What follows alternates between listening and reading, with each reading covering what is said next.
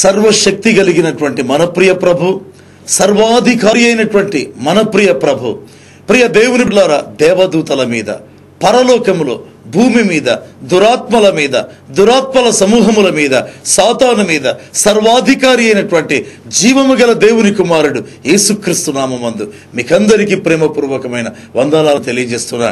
దేవుని ప్రియ బిడ్డలారా, దేవుని వాక్యంలో గమనిస్తే మార్కు సువార్త 1వ అధ్యాయం 23వ వచనంలో ఈ విధంగా కనిపిస్తుంది. ఆ సమయమున వారి సమాజ మందిరములో అపవిత్రాత్మ పట్టిన మనుష్యుడు ఒకడుండెను. దేవాది దేవుని యొక్క మహిమాన్వితమైనటువంటి మాటలను బట్టి, పరిశుద్ధ గ్రంథపు మాటలను బట్టి మన దేవునికి కృతజ్ఞతాస్తుతి ఆరాధన చెల్లిద్దాం. దేవుని బిడ్డలారా, వాక్యంలో గమనిస్తే ఒక చక్కటి మాట మార్కు సువార్తికుడు రాసినట్టుగా గమనించగలం. ఆయన వారి సమాజ మందిరములలో బోధించుచుండెను అనే మాటతో ప్రారంభిస్తున్నారు. ఎందుకంటే వారి సమాజ మందిరం అనేటువంటి మాట వాడారు. ఆయన యూదుల సమాజ మందిరం అని ఉండవచ్చు కదా, లేకపోతే ఆ ప్రాంతంలో ఉన్న సమాజ మందిరములు అనవచ్చు కదా, లేకపోతే తన జనుల సమాజ మందిరములు అనవచ్చు కదా. అయితే మార్కు అనే సువార్తికుడైనా, మార్కును ప్రేరేపించిన పరిశుద్ధాత్మ దేవుడైనా ఏమంటున్నాడంటే, ఆ సమాజ మందిరము వారిది కానట్టుగా, అంటే తమది కానట్టుగా వారి సమాజ మందిరం అంటున్నారు. ఎందుకంటే అంత మాట అనాలి? ఆ యొక్క సమాజ మందిరంలో దేవుని వాక్యం ప్రకటించబట్టం లేదా? ఆ యొక్క సమాజ మందిరంలో దేవుని ధర్మశాస్త్రపు మాటలు బోధించబట్టం లేదా? అలాగైతే ఎందుకు అది మన సమాజ మందిరం అని కాదు, వారి సమాజ మందిరం అనే మాట వాడుతుంటున్నారు.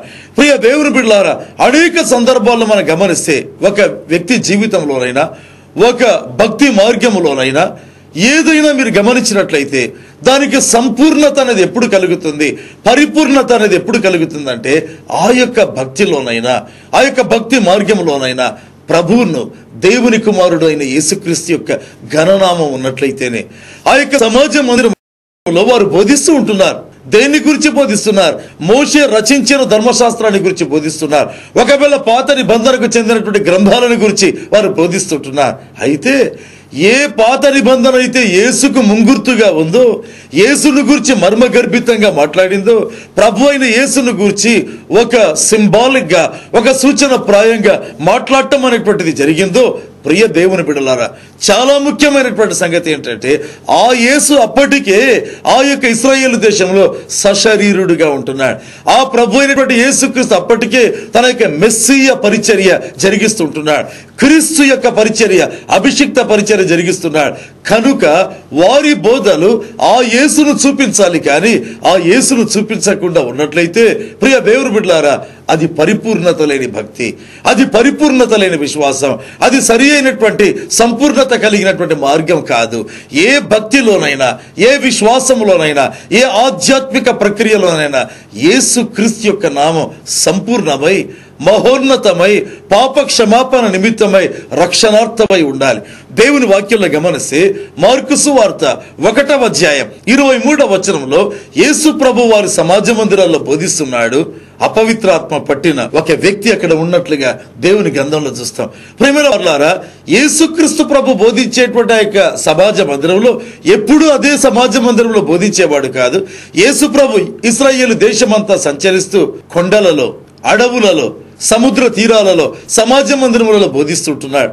అలాగైతే ఈ సమాజ మందిరంలో ఎప్పటిలాగే జనసమూహం చేరుకున్నారు.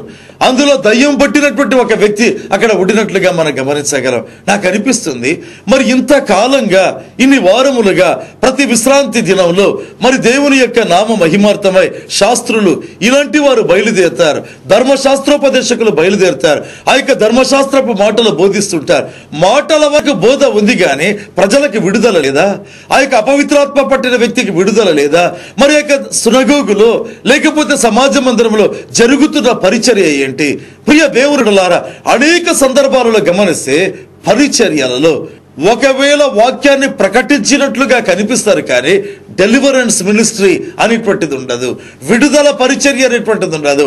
అలాంటి పరిచర్యలు కోకొల్లలుగా ప్రియమైన వారలారా ప్రపంచ వ్యాప్తంగా మనం చూస్తుంటాం. నిజమైనటువంటి పరిచర్య ఏంటి? వాక్యం ఒకవైపు, దేవుని క్రియలు మరి ఒక వైపు. అందుకే యమ్మాయి గ్రామానికి వెళ్ళేటువంటి వారు ప్రభు అయిన యేసును గురించి చెబుతూ ఇశ్రాయేలును విమోచించబోవాడు ఈయనే అనుకున్నాం. ఆయన ఎవరంటే వాక్యములో క్రియలు శక్తి గల ప్రవక్త అయి ఉండెను అని వ్రాయబడింది. యేసు ప్రభు ఎవరండి? వాక్యములో శక్తి గలవాడు, అలాగే క్రియలో కూడా శక్తి కలిగినటువంటి వాడు. ప్రియ